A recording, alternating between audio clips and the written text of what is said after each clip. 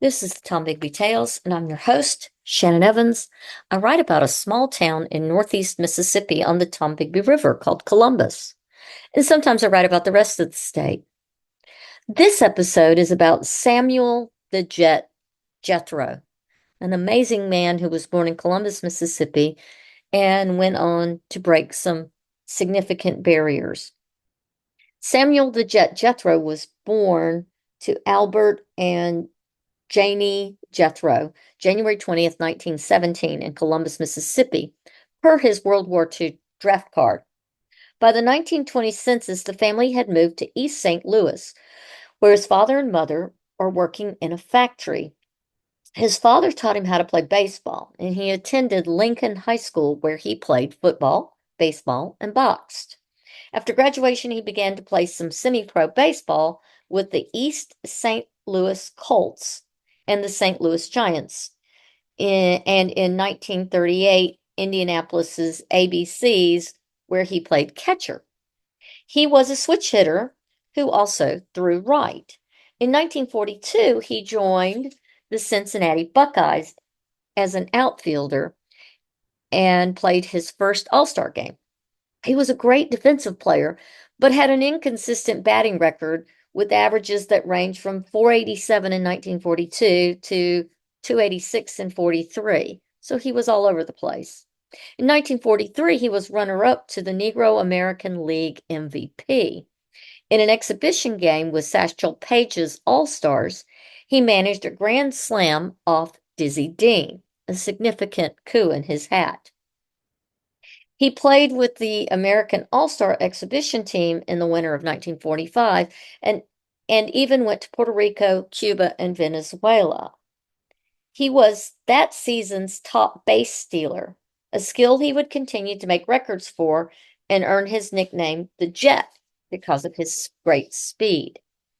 After Jackie Robinson broke racial barriers into the pros by 1947, Sammy was being heavily recruited to leave the Negro Leagues, especially when by the All-Star uh, break, he was hitting .321 and leading the league with 21 stolen bases.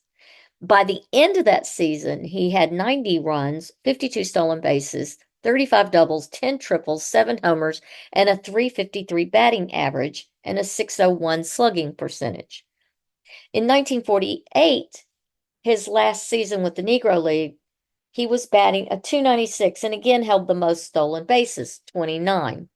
He went to the majors, first getting assigned to the Dodgers before getting sent to Montreal to the Royals, where he had a rookie year .322 average with not even a complete season under his belt. He was so fleet of foot, he was timed at close to the world record in sprints. So an exhibition was set up to test his speed against Olympic champion Barney Ewell in 1948. Who may be? His first full season with the Royals was 1949, where he posted a .326 batting average and 89 stolen bases, resulting in him winning the National League's Rookie of the Year. His contract was then bought by the Boston Braves organization, and he played in their international league on a Toledo team, batting .309.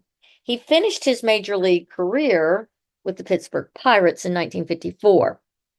And then he went on to play with Toronto in the International League from 54 to 58. He moved to Erie, Pennsylvania in about 1958 and bought a tavern, and then he just played semi-pro ball, where he would die in Erie in 2001, which is where he is buried. What's interesting is how many of his accolades often go unsung. He led the Negro American League in hits in 1944 and 45. He also led the Negro American League in stolen bases in 44 and 45. In 1945, he won the Negro American League pennant champion, and they also went and they won the World Series of Championships for the Negro American League. He was selected to the East-West All-Star Classic in 42, 44, 46, and 47. He was the National League Rookie of the Year in 1950 and he led the National League in stolen bases in 1950 and 1951. Clearly, this was a man who was born in Columbus, Mississippi, who went on to do great things and break many records. I want to thank you for coming on my podcast and learning more about my little town of Columbus, Mississippi on the Tombigbee Tales. Until next time.